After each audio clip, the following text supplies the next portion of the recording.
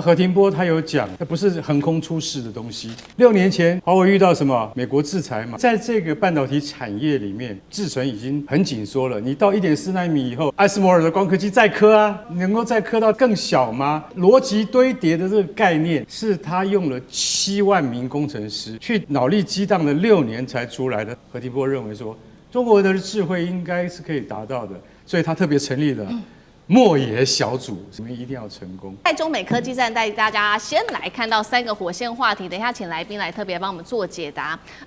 華為最新喊出的話題，在這場科技戰當中，他說呢，接下來他不需要用到最先進的光刻機設備 ，EUV 也能夠充作類似的1.4奈米的製程，並且呢，在此刻拋出了涛定律來挑戰掌握了半世紀的摩爾定律。大陸真的準備好了嗎？這個半導體的新遊戲規則會不會來改寫全球規則？還是一次只是科技戰的大宣傳？機會跟挑戰，今天來看。第二件事情，再來看到的是華為在秋季會推出的這個是麒麟2026年，號稱是靠這個邏輯折疊就可以逼近台積電它的初代3奈米。中國是否已經可以真的繞開 EUV 封鎖，走自己的新路了呢？是美國逼出來的自主體系嗎？最後我們會來關心到的是，現在大陸方面也開始限制它的 AI 人才出境了，到把這些科技人才視為這個國家的戰略資產。北京是否已經全面進入這個科技的總動員了呢？中美科技戰，今天一起從這個地緣政治來做解讀。好，最新消息我們趕快要來看到的是華為的董事，同時呢，他也是半導體業務部的總裁，他叫何庭波。25號這一天呢，他正式的宣告的事情是呢，他說呢，正式拋出的全新半導體的理論。今天我們會來討論的就是這個濤定律哦，宣告說後摩爾時代已經正式來臨了，並且他也說呢，就在今年秋天哦，就會正式的推出這個是麒麟2026的晶片，首度導入的技術就是邏輯折疊的技術了，效能據傳恐怕逼近了台積電初級的3奈米。同時間來看到濤定律，剛剛特別講了嘛，它是可以透過邏輯折疊的技術，在不依賴 EUV 機子外光曝光機的這個狀況之下，預估最快2031年要來量產1.4奈米的晶片。剛剛講了說，他說這個摩爾定律將會這個落伍哦，因為它主導了半世紀的時間，主要是透過這種縮小電晶體尺寸來增加它的效能。他說呢，這個已經到達了物理的極限，接下來會從空間競爭轉向時間的效率。摩爾定律走的是這種空間的競爭，他認為已經到極限了，所以時間效率未來會從電晶體、電路、晶片到資料中心，每一層都去增加、減少它等待傳輸跟計算的時間。好，節目一開始要特別請教漢庭怎麼看了。現在華為喊出的不靠 EUV 也能做到1.4奈米的全新科技革命，真的能夠做到嗎？剛剛還有講說，這一款是在秋季會推出的麒麟2026晶片，逼近台積電3奈米水準，真的可以不靠 EUV 嗎？那漢庭怎麼看？其實重點不僅僅是在1.4奈米，而是說中國大陸它確實在後摩爾時代用了另外一條的方式來達到或接近1.4奈米的等效密度以及等效性能，接近到那個點級。在過去的摩爾時代定律，也就是說每到1年半跟2年之間，我們呢所承載的晶圓體上面的晶片就會更小，而且它承載的內容就會更多。但是呢，它的總會達到物理的極限，而且也會衍生很多的問題，所以才需要有EUV 啊，才能夠刻得很細。但是呢，你刻到那麼細，到了1.4，它總會有個極限。所以如果過去是說我們如何在現在這個圓桌子上塞的更多的東西，好，把它塞得越來越小啊，然後東西做得越來越小啊。那現在華為的設計是說，如果我們發現這一條中間的道路啊，它如果沒什麼效率的話，我們是不是把這個效路的連接，甚至呢是把整個桌子折疊起來？本來呢是說我跟思敏的這個座位，我們要把它設計成什麼道路？現在是說我們利用空間的折疊，啥呢？我們就想要把它折疊在一起。這個時候立刻整個晶圓體就能夠連通。所以是它的整個設計方向以及後續所有的程式都是做了大幅度的修改。那這個樣子呢就能夠突破過去純粹的物理極限。所以這件事情其實凸顯的並不是單純說繞開了 EUV 或者它能夠攻克到多少奈米，而是中國大陸自己的國產芯片能夠完全的等同於目前世界其他非中國大陸制的最優秀的性能，而且這種方式如果再加上 EUV 的方式，那很可能就會產生幾何式的爆發增長。所以先前黄仁勳在接受到美國訪問的時候，他才會說，如果我們繼續禁止美國的晶片賣給大陸，那麼大陸就會有自己的國產晶片，導致美國會完全的失去中國的市場。而現在，如果我們再看到華為的這個所謂滔定律，可能已經正要實現了。所以卡得住光刻機，卡不住思路；卡得住線寬，卡不住時間。過去拼的呢是怎麼樣把房子塞小啊，但是呢，這個現在拼的是怎麼樣讓道路不塞車。所以過去賭的是空間極限，但滔定律賭的呢是系統的極致。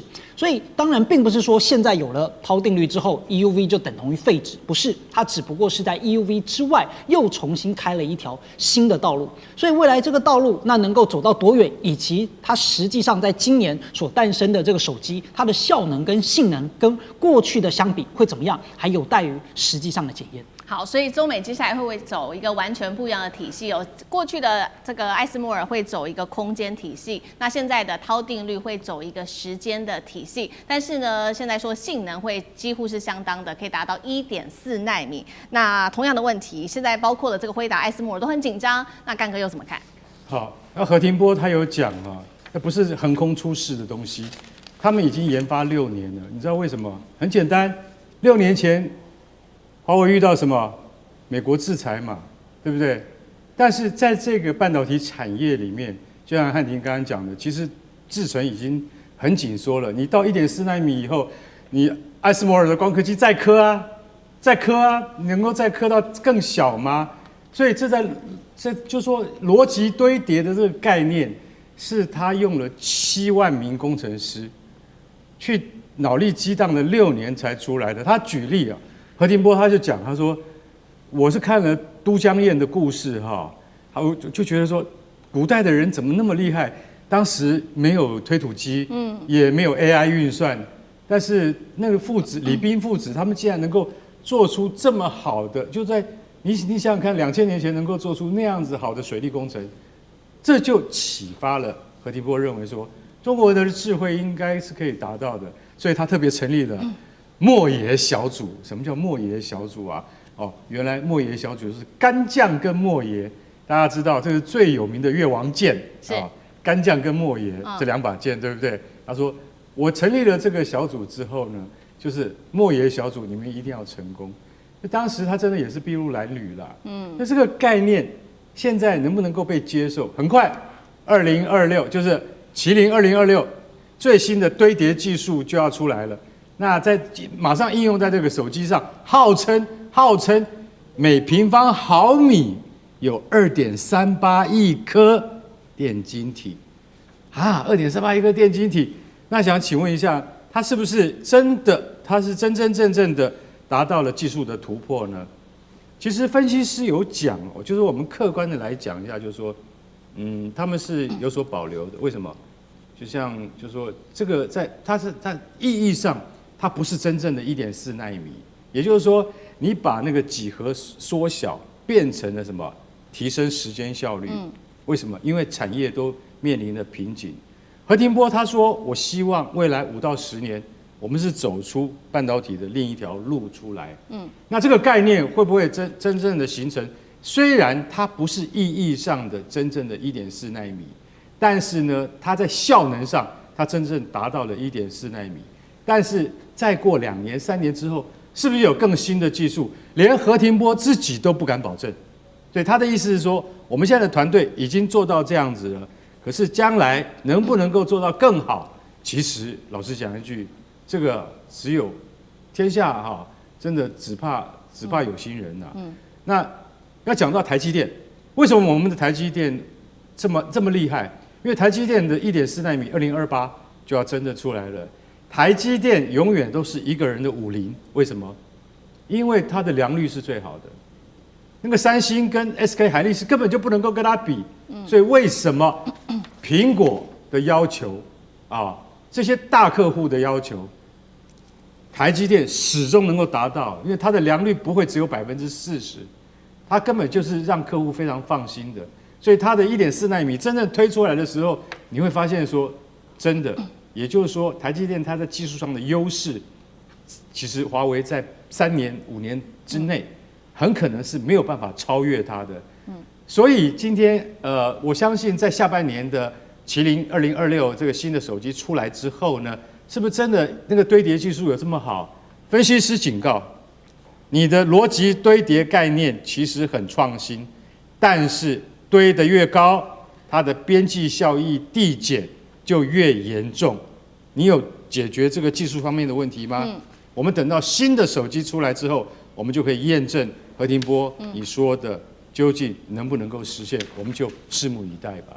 好，那所以代表說，接下來中美之間在這一場科技戰，甚至晶片戰之後，會走一個完全自己獨立的科技壁壘嘛？我們看到技術，現在華為走自己獨立的一個技術，現在呢說人才，中國大陸也要培養自己的一整套人才，甚至說，如果你這些高階的科技人才要出國的話，未來還要向主管機關來獲得准許才可以出國。這是來自於彭博社的最新報道說，包括了阿里巴巴呀、深度求索、DeepSeek 這一些 AI 人才，未来你要出境的話，主管機關要先批准才可以，就怕這些技術外流嗎？那 Eric 玉君怎麼看？因為這個 AI 技術或者是科技技術，它的本質其實是人才戰因為它需要人去研發，它需要人去把它研發的這個成果，去把它這個可以說是 manufacture 出來所以美國跟中國現在呢，可能未來會有不同，就建立成不同的體系。那因為我們現在在討論這個 AI 這個科技的時候，我們一直都認為說，未來大國競爭，不管是在國力或經濟上，可能 AI 的贏家就是最後的贏家。那現在呢，中國它是一個政策的變質，它把民營科技公司納入它國家的列管，這是1978年改革開放以後的一個逆轉吶。那因為它是一個等於是一個倒潮流嘛，以前中國都是跟世界接軌，讓人才自由的流動，他到美國，然後可能再回中國。那现在他是不是要犧牲這某方面的一個開放紅利，去保持最佳的人才呢？我們來看一些有趣的數字，就是說中國有總共大概有440萬的工程師，美國只有200萬。那為什麼是彭博社把這個新聞弄出來？因為美國希望引進很多中國的科技人才跟工程師，他們發現說，這些人被中國的一些可能沒有辦法出國啊，或者是沒有辦法拿到他們的這個可以出國的簽證啊，所以這新聞才會出來。所以中國在看這個問題上，他如果用鏡像美國的話，他剛好是一個倒反的。美國希望中國的人才，中國希望保留自己的人才，他也不一定希望美國的所謂的其他的人才到中國去，所以這變成2道牆，美國筑一道牆，中國筑一道牆。好，這是很有趣，就是雙方這個壁壘分明，它是人才、武器、AI 的冷戰。那它總共有4條鏈，這個戰略邏輯上呢，它是全面的數管，它是晶片是一條鏈，我們剛才有討論到，人才是一條鏈，原料跟數據，因為 AI 最後需要數據來跑嘛，所以從這整個不管是政策的變質，或者是從這個所謂的整個體系上面的數管呢，它已經不是備戰了，好，它基本上呢已經開戰，只是沒有開火而已。剛剛特別提到的中美科技戰，首先先看到今天的火線話題，一共是3個，我們等一下會請來賓來特別幫我們做解析。華為喊出的，接下來不用再靠西方國家的 EUV 了，也能夠衝刺在1奈米。1.4奈米，並且拋出了涛定律，這個是什麼？等一下會請專家來特別幫我們做解讀。這個定律可以挑戰摩爾定律，這是一個技術上的大突破，也會準備改寫全球半導體遊戲的規則嗎？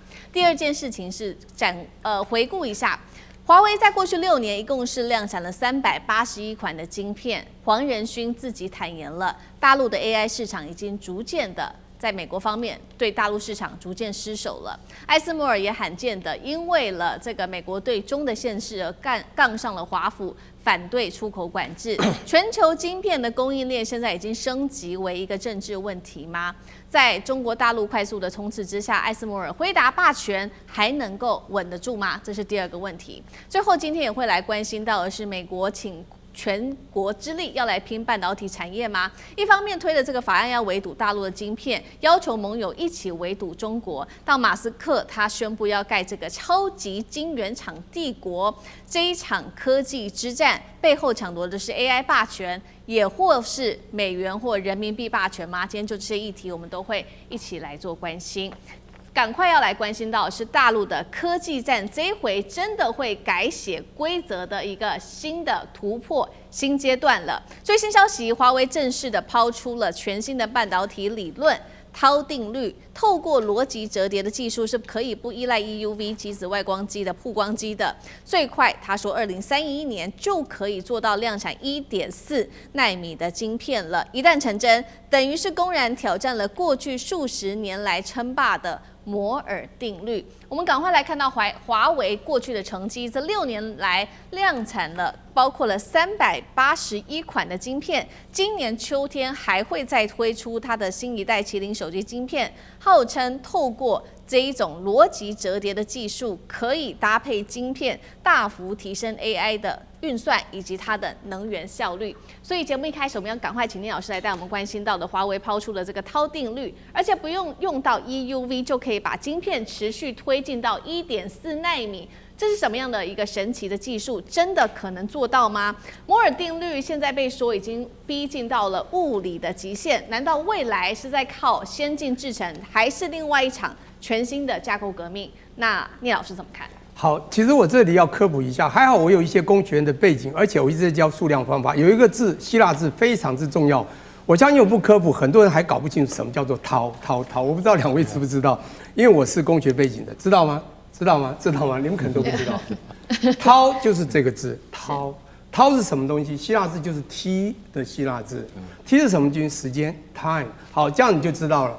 所以我跟大家報告一下，非常清楚，涛定律就是維持它另外一種可以超前的這個速度，也就是這個效能更超前，它是用時間的壓縮，而不是過去用把一個同樣的一個單位中，比如晶片或叫基體電路，把以前的電晶體啊，把它壓縮，一直壓小，那小到你根本看不到。什麼叫奈米技術？越小，同一個單位裡面放越多的這個電晶體在裡面，它走越多的電路，你可以在越小的地方做到越超強的能量，不是這樣嗎？就做小，大家知道哈。那小到很小的時候，你就必須靠一個東西。我跟你講，你顯微鏡是不是可以才能看到很小的東西？你就必須靠那個所謂的極光機啊、EUV 啊，這個所有的這個艾斯摩爾荷蘭就專門做這一塊，讓你很小的東西可以光照進去呢，真的照那個藍圖，你才可以把電路照過去。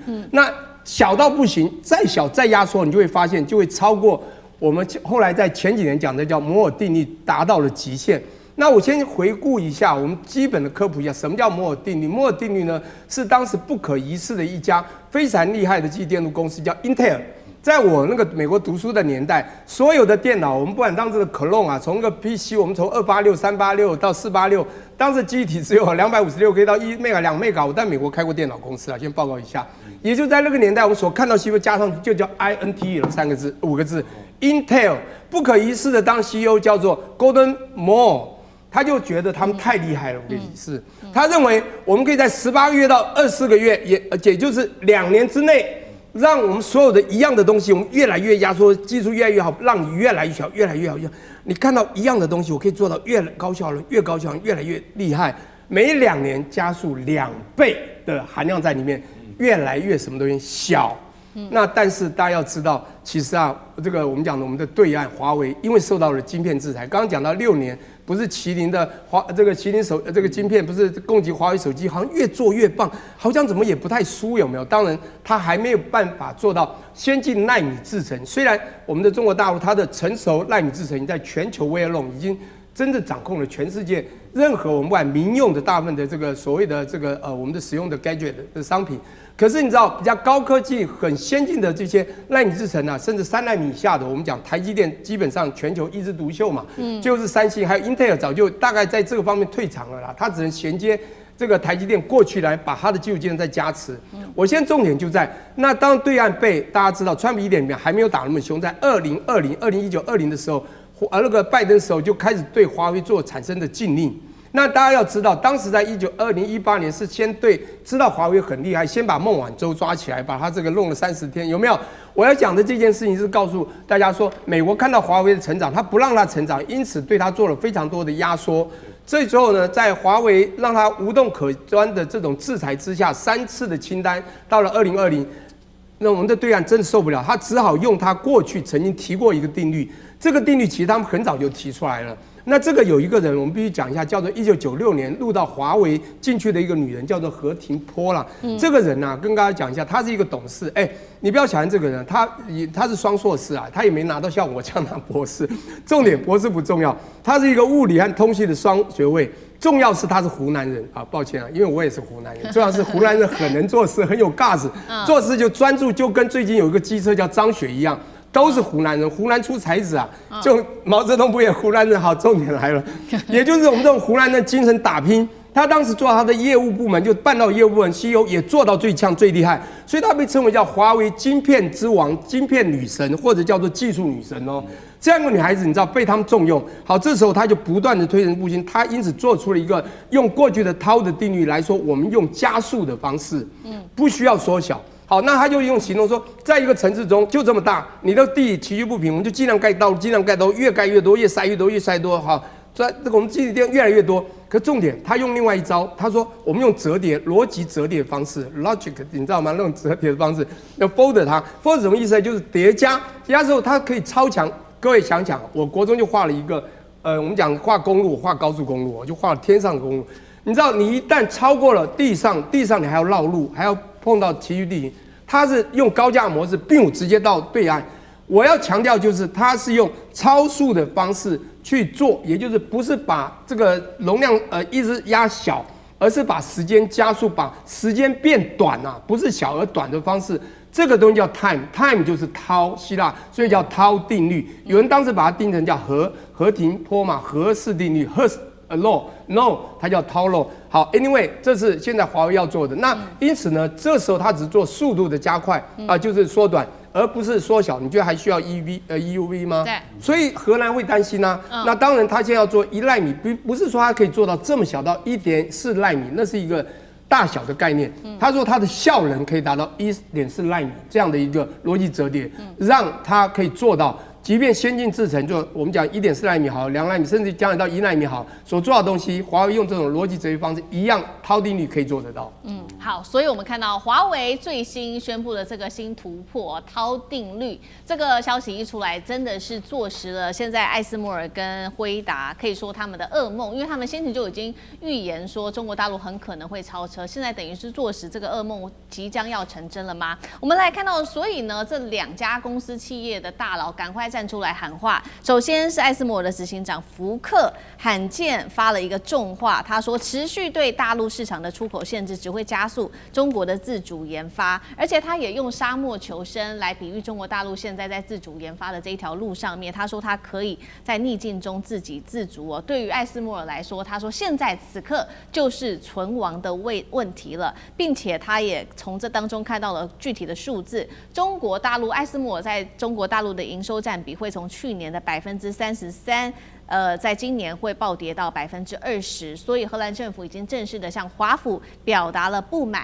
而美國到底是祭出了什麼政策？事實上就是在4月份祭出的這個 Match 的法案，要求不管是盟友日本啊、荷蘭都會限制賣這一些高階的，不管是先進設備、晶片等等 EUV 啊、DUV 給中國大陸。那另外一方面，一方面我們看到艾斯摩爾是抱怨美國所做的事情，但另外一方面，現在得知的一個消息是，艾斯摩爾執行長私下證實他有跟馬斯克會談，因為馬斯克呢最新他說他計劃蓋一個高達1190億美元的 Terafab 超級晶圓廠的計劃，地點選在德州。接下來會打造的是整合邏輯晶片、記憶體、先進封裝這一種超大型的晶圓帝國，被視為說，難道現在美國也要複製中國大陸的模式嗎？透過這種國家的力量，再加上科技巨擘的這種力量，一起來扶植當地的半導體產業嗎？那另外一方面，我們剛剛說了噩夢成真的，還有輝達執行長黃仁勳了，他再次的點說，在美國的出口管制之下，輝達已經把中國的 AI 晶片市場大致上都拱手讓給華為了，聽起來有點認輸的感覺哦。那麼他還強調說，華為在今年會非常的強，尤其是在接下來的一年，他說他會再創佳績，而且本土晶片生態鏈也發展得非常好。接下來，華為可以完全不靠 EUV 發展出它走出它的新的一條路嗎？對於艾斯摩爾跟輝達來說，又會有多大的一個威脅？那這是一個全新的產業革命嗎？謝大使怎麼看？對，這個就是一個全新的產業革命，所以艾斯摩爾很緊張。我想全世界这些有關晶片的主要的大廠啊，還有就是說晶片設備的製造廠，我想現在都在還要想搞清楚到底什麼叫什麼濤定律啊，這個要不然就是趕快學，要不然就是搞清楚對它這個產業造成衝擊有多大，剛剛摸清楚。我想這應該包括我們台灣的這個我們所謂代工產業啊，我想衝擊一樣大，一樣大，因為這個就很簡單嘛，就變成就是說這個科技的一進步啊，會把一整代的東西全部淘汰掉。鐵路出來的時候，中國的大運河就沒什麼用了，全世界大運河都沒用了。不靠運河漕運啊！你要說在中國在清末的時候，清朝以前全部都是漕運，北方、南方，然後呢，重要運輸都是靠船啊，漕運啊，所以有這個青幫，這個所有的都要有規則的啊。那鐵路一出來以後，中國所有的運河都淤塞了，就是這麼現實啊。那你更不要講說，我們小時候可能現在年輕人都不知道，我們以前哇，Sony ，Sony 這個啊，多讓人向往啊。現在你看它不行啊，它就主要它沒有跟上這個科技發展的腳步，它的產品沒有跟上來。那更不要講日本當時做那些什麼 做那些什麼 Walkphone 啊那些National 啊，現在沒有了。那現在唱片大家是玩家在玩了。以前我們聽音樂都是唱片，唱片錄音帶一出來，唱片就沒了，唱片也通通關門。然後呢，CD 一出來以後，那個錄音帶也沒了。現在 CD 你也買不到了。對，為什麼買不到？現在大家都用手機直接把音樂都 download 下來，或者我在手機上就加入這個音樂網站就可以啊。車上也可以聽，走到哪都可以聽，要聽什麼都可以聽。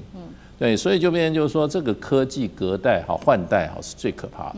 你要知道你是會被淘汰掉，因為這個所謂時間縮微嘛，他剛剛那個聶教授也講得非常清楚，時間縮微，過去是什麼？是物理縮微，把你這個物質把它縮嘛。那現在他是用另外一個概念來做，就完全另闢蹊徑嘛。同樣產生的效果，他說我2031年我做出來的晶片就是達到1.4奈米的效能，對不對？那怎麼做的話，可能我的整個內部設計各方面都不一樣了。是，對，所以他說，所以最近就變成就是說，當時華為在被這個封殺的時候，他花了大概4年的時間嘛，1500多天嘛，我記得他們講1500多個日子裡面，他們突圍了，也就是那個他當時的那個晶片，手機的晶片突圍。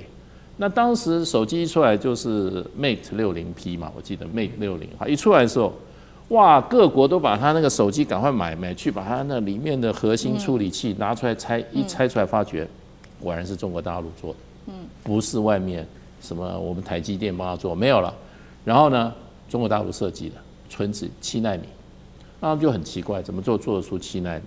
那他現在已經講了，他們已經用這個所謂的這個定律這個時間的這個定律來怎麼樣？已經設計了300多個晶片了，然後2031年就要做出1.4奈米等量的這樣子的晶片了。你說這些公司哪個不緊張啊？對。如果我們台灣有公司不緊張的話，我不相信。我不相信，這個實在是一個大地震。對，好，所以我們看到這一場全新的科技革命，剛剛講了嘛，這個包括了各個科技產業大佬都非常緊張，不管是輝達，不管是艾斯摩爾。那同一時間呢，艾斯摩爾現在是另闢一個新的商機的一個新管道嗎？因為我們剛剛特別提到了嘛，執行長特別跟馬斯克聯繫上了，因為馬斯克說要在美國的德州這邊蓋一座超級晶圓廠，而且是砸1000億美元的。現在被解讀是不是美國也要複製大陸的模式，做到請國家之力來扶植半導體產業？那這背後爭奪的是 AI 科技的主權，幹哥又怎麼看？但是我是覺得哈，馬斯克他如果要造一個超級工廠，那個依照艾斯摩爾那個執行長哈傅凱啊他所講的哈，就這個根本就是一個 crazy plan， 非常瘋狂的計劃。因为他說第一步投資下去就是我們台灣投資美國的那個價錢，就200億美金先丟了，但到最後這個廠在德州這個廠規模會大到1200億美金，那是多大的廠啊？其實我今天坦白講一句，1200億美金，馬斯克他要怎麼個融資法呢，才能夠融資到那麼多？政府不幫忙，我看很難的。所以剛才思明講的沒有錯，也就是說要扶植自己的產業。而馬斯克在跟傅凱兩個人見面的時候，傅凱說他很認真哎，本公司艾斯摩爾是全球唯一能夠做深紫外光刻機的。我是每天都要等着那個什麼SK 海力士啊，或者是英特爾啊，抱着現金來找我。為什麼？只有本公司做得出來，只有艾斯摩爾做得出來。可是你不讓我艾斯摩爾賣深紫外光刻機給大陸，給中國。對，你知道我們少了多少營收嗎？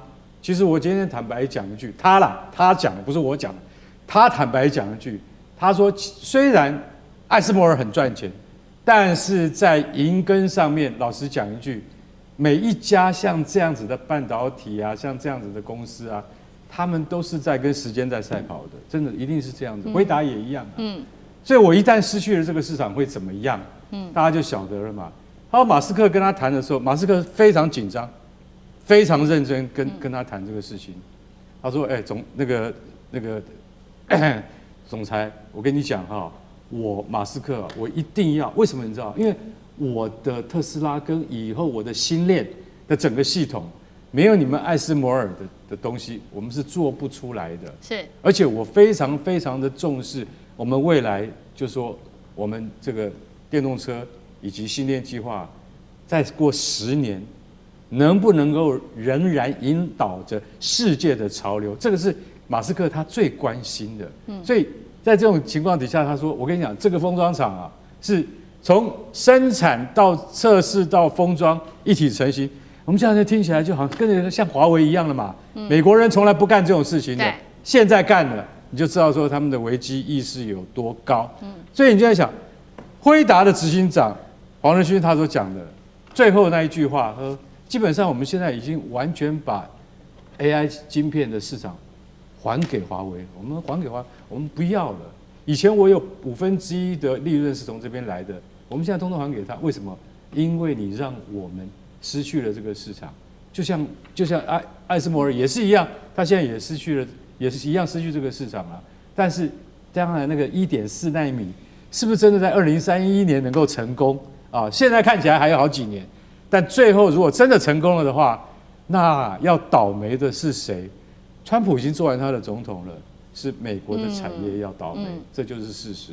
科技消息趕快來看到的是艾斯摩爾帶頭公開，終於要倒戈了，怒嗆美國的封鎖，只會養大中國大陸的科技產業。另外一方面，今天會來看到的是這一間科技公司中微現在打進了3奈米製程，華為逼退了輝達，殺出血路。今天就這些議題會一起來做關心。我們看到美國跟中國大陸打這一場科技戰，一路的封鎖許多大陸的科技哦，包括從華為開始，還封鎖了 EUV、DUV， 讓中國大陸拿不到。那麼最新消息呢？美國國會現在準備推出了這個是硬體技術控制多邊協同法案，意思就是說，不只是美國對於中國會有所限制，要求呢美國的盟友啊，你對於中國出口也要更多的加緊管制這個出口。那麼歐洲國家現在這個半導體巨擘呢，他就率先說他不服氣了。他是誰呢？就是艾斯摩爾了。荷蘭政府的部分，我們來看到，像美國正式的提出了抗議。艾斯摩爾在此刻開始意識到了，就是因為你美國親手不斷的限制中國大陸，甚至要求艾斯摩爾禁止出售自己的光刻機給大陸，造成大陸現在是這個競爭對手啊，正在不斷的壯大當中。我們來看到艾斯摩爾的高層怎麼說。首先是執行長傅凱，他說用沙漠求生來比喻，美國越封鎖，中國大陸就會不斷的加速自己的研發，開墾出自己的菜園，都只是時間問題而已。前艾斯摩爾的技術長馬丁也直接說了，5年之內大陸就會成為艾斯摩爾最強勁的競爭對手。那麼這樣子的一個狀況之下，你還要繼續對大陸做封鎖措施嗎？確實，我們來看到大陸近年來的變化，是整條供應鏈是在加速成型當中的。今天特別來看到了這一位重要人物，他是中國大陸的蚀刻機之父尹志堯公開發話，他說：“我們已經有能力做全球最先進的設備了。”他的底氣來自於哪裡呢？我們要來看到他現在已經正式的切入到3奈米到5奈米的節點，這是來自於他的蝕刻設備哦，打入最先進的3奈米、5奈米了。他也說呢，中芯國際也直接跟我們下單了，一買就是採購800台的這個設備。我們來看到低溫的蝕刻設計的技術有哪一些重大的突破？主要就是它可以一直做層層的堆疊，最多呢是達到400層，那麼提升的是3D 的 NAND 堆疊的作用，在低溫零下20度以下可以做施行。這項技術本來是美國跟日本所擁有的技術，現在大陸等於是突破了。那因此，美國也開始在想說，過去對於大陸的種種限制到底有沒有做對？所以節目一開始，我們先來看到美國越封鎖，是不是加速了大陸半導體的全條鏈的形成呢？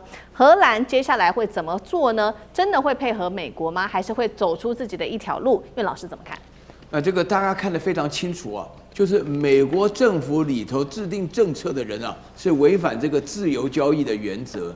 然而這些實際上從事這些技術的人呢，包含這個黃仁勳啊，或者說是蘇姿豐啦，或是這個傅凱啊，這些這個艾斯摩爾的這個 CEO 的話，他們是覺得說這個技術啊，就是要強調是屬於這個自由流通的原則。那我剛剛稍微跟大家強調一下，這個傅凱啊，他也就是艾斯摩爾的 CEO 啊，他講了什麼話呢？他講說在目前為止啊，有關於這個光刻機啊，不管是 DUV 或者 EUV 啊，那當然的，荷蘭最高級的是 EUV， 還有更先進的。那麼他們目前的話呢，所制造出來的芯片的話，是這個求大於供啊，就是說是大家需求量非常大，所以说現在這個是一個擴張領土、佔據你的影響力的機會啊。那包含黃仁勳的 NVIDIA 的話呢，它的這個生態叫 CUDA， 也是希望借這個機會讓大家能夠習慣於用他們的產品，就像我們現在用的那個 Microsoft 的電腦裡面的軟體是一樣道理。是。那但是他講的第二點的話呢，就是說我們這個荷蘭的 ASML 的利潤非常豐厚啊。所以說，該能賺錢的時候，這個做生意的人心裡都非常明白，能賺錢的時候不賺，那麼等到以後沒機會了，你再努力也沒有用了。所以這裡面基本上牽涉到2種經營的觀念不同。但是第3點的話呢，這個傅凱他講的觀念是這樣子，他說呢，如果你現在不賣比較好的機器給中國的話呢，那就等於是說把他們送到沙漠去，然後不給他們任何食物的時候，你要記住，他們一定會想辦法創造出或是耕出自己的食物來的時候，他們一定要這樣做，因為那是生存問題。他講了這個生存問題，所以這裡面的話，我跟大家說補充一下。所以我覺得傅凱講這個問題的話，大家會覺得很奇怪。現在做這種半導體科技、做芯片、做晶片的，大部分都是長我們這種臉，荷蘭是唯一的例外哦。就美國也是我們這種臉啊，你做 AI 的更是我們這種臉。所以在這種情況下的話呢，就是因為是我們這種臉，所以你看看那個中國的這個光刻機之父尹志堯，也就是我們這種臉，你認為中國做不出來嗎？這個是哲學的問題啊。就是說，我們人做科技，科技不是發明啊，科技是發現。發現什麼？發現自然的規律。發現自然的規律以後呢，經過了積體電路的集結，讓它變成能夠使得自然會屬於我們的控制之下。你只是發現規律，只有上帝能發明。所以你在這種情況下，假以時日，終必有成。所以黃仁勳講到說，哇，我們現在在市場上已經是，如果我們不賣給中國，那中國的華為就馬上取代我們。那你現在看到中興啦。啦，然後中微啊什麼都陸陸續續出來了。我給你坦白講，最多3到5年全部都出來了，不用了，也不用你麻煩了。对，確實哦，如艾斯摩爾的這個前技術長特別講了，就是5年之內，就是中國大陸會成為艾斯摩爾最大的競爭對手。也就是說，中國大陸接下來有辦法來自己建立自主的半導體相關供應鏈嗎？那酈將軍怎麼看這些評論？美國國會已經大幅的刪減對中國這個晶片設施裝備的一個禁運的清單了。為什麼美國會突然說是開放，然後刪除掉禁運的清單呢？就是很多的技術中國自己本身做出來，其中有一個最明顯的就是低溫蝕刻的這個技術，對，中國自己已經可以做得出來。那在這種狀況下，美國國會說我在對你實施禁運清單已經毫無意義了。那這個美國其實從一開始他發現中國也有機會，有這個能力發展晶片以後。我們知道，他說採取的就是小院高牆的策略嘛。我從幾件事情，從時間序來跟各位觀眾做一個報告。在2018年的時候，中國那時候為了發展自己的晶片，知道中芯國際為了做出這個先進的晶片他去買了 EUV 的，跟艾斯摩爾買了 EUV 光刻機。但是後來被美國攔下來，不准你賣給中國，所以中國那時候就沒有 EUV 它就不可能生產先進晶片。但是那個時候還給 DUV， 那中國利用 DUV， 它居然原來認為只能做出28奈米成熟製程的，但是中國自己本身利用這個 DUV 重複曝光的技術，雖然說是良率可能比較低可是它因此而也做出來所謂7奈米的晶片。大家還記得嗎？在2023年的時候，那個華為它的 Mate 60做出來以後，大家嚇一跳，美國嚇一跳說你怎麼可能做出這種7奈米的晶片？我不是對你禁運這個光刻機嗎？那你怎麼可能有7奈米的 Mate 60用的是7奈米的晶片？所以那是證明。後來大家去猜半天，研究半天，後來沒想到中國居然是用 DUV 這個做出來的。那所以因此这個美國也叫艾斯摩爾開始對 DUV 也要管制。對。所以艾斯摩爾人家會講這種話嘛？你如果一直對他管制，他到最後你就逼着他自己做出他自己的晶片出來。所以因此我們看到在2020年的時候，這個中微就是這一家這個中微這一家，中微可以比照就是荷蘭的艾斯摩爾啦，它是做光刻機的，叫中微那中芯大概比照台積電是生產晶片的。那如果說再往上面的話，像這個 NVIDIA 他們是設計晶片，大概區分為這3個層次。那中微那時候在2020年的時候，它已經可以做出28奈米的晶片的這個機器出來。那現在來講的話，甚至於在2023年的時候，這個荷蘭的艾斯摩爾，它在中國的營收佔比已經很明顯的下降，因為中國來講，我就不需要再去，我自己可以做出中微，自己可以做出光刻機，那我做出28奈米，那我幹嘛還要跟你買 DUV， 還要跟你買這些設備，買這些東西之後，如果說後續來講維修保養維護，我都會被你卡脖子，那我一定是自己用自己的裝備，用自己的公司器材設施來做。這也就是黃仁勳為什麼說中國的這個，如果說再不趕快把這晶片賣給中國來講的話這個中國自己以後不管是從這個最底層的中微的光刻機這中芯國際的製造光片，甚至於更高層的設計晶片，甚至於 DeepSeek 它都可以做出自己的 AI 系統出來，所以說黃仁勳才會這麼着急。好，確實在美國的這個封鎖之下，我們看到艾斯摩爾這一次成為了一個受害者，所以自己呢，包括執行長跟前技術長都特別出來喊話，就是他們的設備賣不出去，反倒幫助大陸加速做這個設備那另外一方面，其實呢，另外一個受害的廠商，就是往更上游走了，就是晶片設計廠商，它是輝達。黃仁勳現在呢，乾脆也不演了，直接坦承中國市場，乾脆我們就是全部拱手讓人了，全部讓給華為吧，甚至公開就稱讚說華為非常的強，而且呢，他直接說了，今年華為會迎來非常非凡的一年。超微執行長蘇姿豐一樣的在半導體晶片設計廠商，他也說，不再期待最先進的晶片能夠進入中國大陸的市場了，代表如黃仁勳說的嗎？接下來 AI 市場會完全的全權都交給華為了嗎？等於說黃仁勳完全放棄了嗎？那張將軍怎麼看？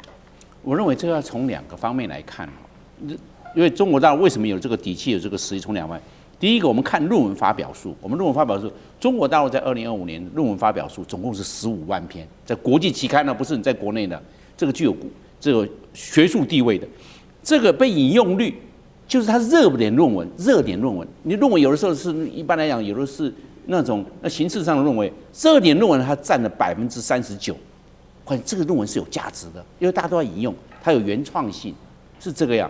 那這樣的，你看占全世界的39%，高不高？夠高了。第二，我們來看專利數，中國大陸的专利數累積量已經到532萬件，532件，當然有的专利是也普普的，这不具有这個經濟價值商量。